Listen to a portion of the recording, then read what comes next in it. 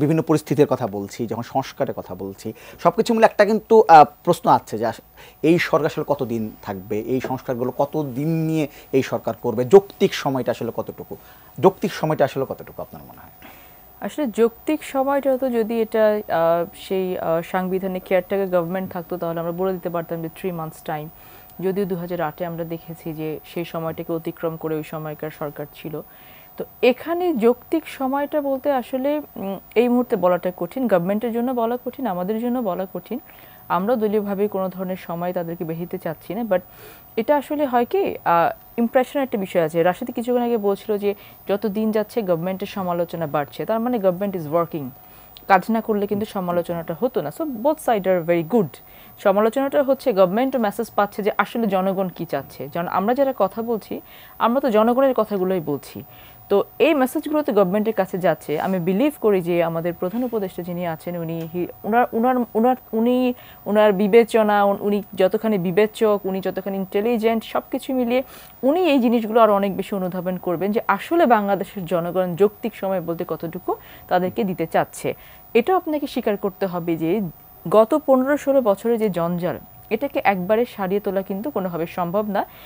এই বর্তমান সরকার যদি সব কিছু একবারে করতে চান, এটা তাদের জন্য একটা লেজে গোবর অবস্থা হয়ে যাবে। সো বাংলাদেশের জনগণ এবং আমরা রাজনৈতিক দলগুলো এখন যেটা বুঝতে পারছি যে আমরা কিছু ভিজিবল কিছু চেঞ্জ দেখতে যাচ্ছি। যেমন এখন প্রয়োজন ছিল নির্বাচন কমিশনটা নিয়ে কাজ করা, প্রশাসনটা নিয়ে কাজ করা, যেটা রাশেদ বলেছে খুব স্পেসিফিক্যালি, এবং ইটস ভেরি ট্রু যে আপনি যদি প্রশাসনটাকে ঠিক করতে না পারেন তাহলে কিন্তু আপনি নির্বাচন কাদেরকে দিয়ে করাবেন? এদেরকে দিয়ে তো করাতে হবে।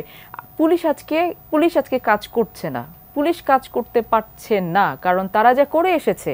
কারণ আমার নিজের চোখে দেখা যে লাশ কিভাবে তারা হাসপাতাল থেকে সরিয়ে নিয়ে গেছে, লাশ কিভাবে তারা পুড়িয়ে ফেলেছে, তো এই জায়গাগুলো থেকে তো তারা মানসিকভাবে সরে আসতে পারছে না, সেই ভয় ভীতির মধ্যে আছে, এক নম্বর। দ্বিতীয়ত হচ্ছে যে এই সংস্কারগুলো করার জন্য ভিজিবল কিছু আপনাকে দেখাতে হবে যে আপনি করছেন, একটা রোড ম্যাপ চাচ্ছে জনগণ। সো এগুলো যখন দেয়া শুরু করবে তখন কিন্তু আসলে একটা গভর্নমেন্টও বুঝতে পারবে, যখন কাজ শুরু করবে তখন বুঝতে পারবে যে কতদিন আমার সময়টা লাগতে পারে। তো আমরা এটাও জানি যে নির্বাচন কমিশন যেটা ছিল বা নির্বাচন ব্যবস্থা যেটা ছিল, এইটার একটা সংস্কার না হলে কিন্তু এই সরকারের পক্ষে সব সংস্কার একসাথে করা সম্ভব না, কারণ সেটা তো তারা ম্যান্ডেট দেওয়ার ক্ষমতা তাদের থাকছে না। আপনি যেটাই করেন না কেন সেটা কিন্তু আপনাকে পার্লামেন্টের মাধ্যমে কিন্তু লিগালাইজ করে নিয়ে আসতে হবে। সো এই বিষয়গুলো যে আমরা বুঝি এবং সরকার বোঝে না সেটা মনে করলে ঠিক হবে না, সরকার নিঃসন্দেহে এগুলো বোঝে। তবে আমরা যতটুকু বলতে চাই যে পলিটিক্যাল পার্টি হিসেবে আমরা সরকারকে সর্বাত্মক সহযোগিতা করব, আপনারা সংস্কারগুলো ভিজিবল করেন, সংস্কারগুলো মানুষের মাঝখানে পৌঁছে দেওয়ার ব্যবস্থা করেন যেন তারা আস্থাটা খুঁজে পায় আপনাদের ভেতরে। রাশেদ খান, যৌক্তিক সময় আসলে কতটুকু সময় দিতে চান সরকারকে আসলে? দেখেন, আমি আমার কয়েকটা বক্তব্যে শুরুতে আমি বলেছিলাম যেহেতু এই সরকার সংবিধান মেনে শপথ নিয়েছে, সংবিধান মেনে, সুতরাং সেখানে তো তত্ত্বাবধায়ক সরকারকে 3 মাসের সময় দেওয়া আছে বা টাইম ফ্রেম। সে কারণে আমি বলেছিলাম যে 3 মাসের মধ্যেই হয়তো তারা রাষ্ট্র সংস্কার করবে এবং 3 মাস পরে নির্বাচন দিবে। কালার এক্সপার্ট, জর্জ স্যাপ এবং মাইল্ড অন হ্যান্ডস টেকনোলজি সমৃদ্ধ অরিক্স ক্রিস্টাল ওয়াশ আপনার লন্ড্রি এক্সপার্ট। তো যেহেতু তারা এখন দাবি করছে যে আমরা বিপ্লবী সরকার, কিন্তু বিপ্লবী সরকারের যেভাবে শপথ নেওয়া দরকার ছিল, পৃথিবীর বিভিন্ন রাষ্ট্রে বিপ্লবী সরকার যেভাবে শপথ নেয় সেভাবে কিন্তু এই সরকার শপথ নেয়নি।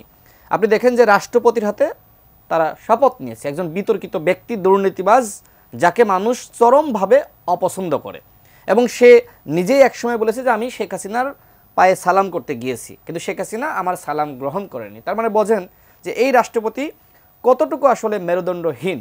তো এই ব্যক্তির কাছে সংবিধান মেনেই কিন্তু শপথ নিয়েছে।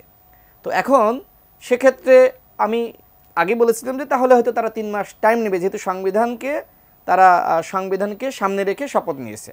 তো এখন যেহেতু তারা বিপ্লবী সরকার দাবি করছে, তার মানে কি সংবিধান এখন সংস্কার করতে হবে বা পুনর্লিখন করতে হবে বা যেটাই বলেন না কেন। তো সেক্ষেত্রে যদি তারা সংবিধান সংস্কার করে, সেখানে তারা আসলে নির্বাচন কতদিন পরে করবে, হয়তো 3 মাসের সময় তারা দিয়েছে যে 3 মাস পরে দলগুলোর সাথে বসবে। তো সেক্ষেত্রে ওই সংবিধানে বা সংবিধান সংস্কার করলে বা নতুন সংবিধান যেটি আসুক, সেখানে হয়তো তারা স্পেসিফিকভাবে সেখানে তারা উল্লেখ করবে যে আমরা 3 মাসের মধ্যে বা 6 মাসের মধ্যে আমরা নির্বাচন দিব বা যেটি হোক। তবে আমরা যেটি দাবি করছি সেটি হলো যে আপনারা একটি রোড ম্যাপ প্রকাশ করেন, আপনার 3 মাসের ওয়ার্ক প্ল্যান কি। আমি তো ঢাকা বিশ্ববিদ্যালয়ের বিজনেস ফ্যাকাল্টি BBA তে পড়াশোনা করেছি, ব্যাংকিং অ্যান্ড ইন্স্যুরেন্স, অর্থাৎ যে ম্যানেজমেন্টের উপরে আমার বিস্তারিত পড়াশোনা আছে। পৃথিবীর সকল দেশে যেভাবে সরকার পরিচালিত হয় সেটি হলো যে 3 মাসের তাদের ওয়ার্ক প্ল্যান থাকে, 6 মাসের ওয়ার্ক প্ল্যান, 1 বছরের থাকে, 2 বছরের থাকে। কিন্তু এখনো পর্যন্ত এই সরকার আমাদের কাছে কোনো রোডম্যাপ তারা প্রকাশ করেনি, তাদের ওয়ার্ক প্ল্যান তারা প্রকাশ করেনি। তারা জাস্ট বলেছে 6টি কমিশন গঠন করবে, কিন্তু এই কমিশনগুলো গঠনের ক্ষেত্রে দলগুলোর মতামতও আবার গ্রহণ করা হয়নি। যদিও এই সরকার আমাদের সরকার, কিন্তু যদি কিছু ভুল তারা করে সেই ভুলগুলো সমালোচনা আমরা যদি না করি তাহলে কিন্তু তারা আরও বেশি ভুল করবে। সেই জায়গা থেকে একদিকে যেমন আমরা তাদের ভুলগুলোকে সামনে এনে আমরা তাদেরকে সংশোধিত হওয়ার সুযোগ করে দিচ্ছি সমালোচনা করার মাধ্যমে, অন্যদিকে আমরা তাদেরকে সমস্ত কাজে সহযোগিতা করছি।